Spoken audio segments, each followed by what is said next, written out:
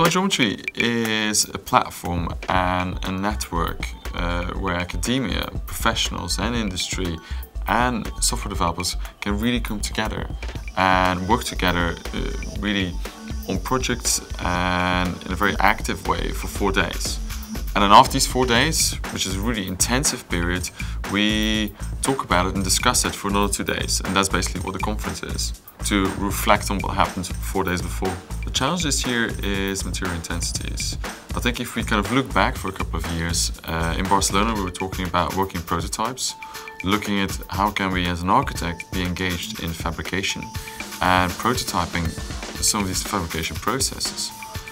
Last year we were at CETA in Copenhagen, where we were looking, the title then was Building the Invisible, where we're looking at how can architects and designers use data streams, how to manipulate these, and when does data become information for a model. And then this year we're here at MPAC talking about material intensities, where we're going really to a smaller scale and thinking about, as architects and designers, we're kind of used to using standard materials. But what happens if we can start to manipulate and design these materials?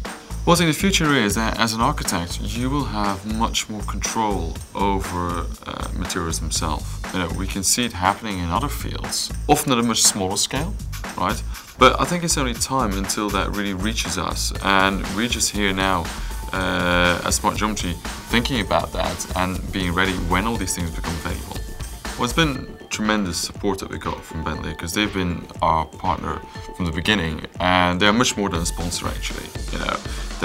This year they even ran one of the clusters, and it was one of the most popular clusters, and the results we got out of that was astonishing.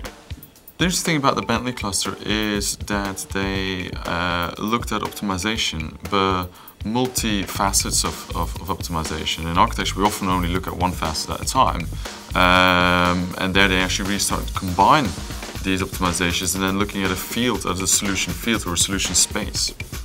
I think what was very interesting this year is that we had multidisciplines coming together.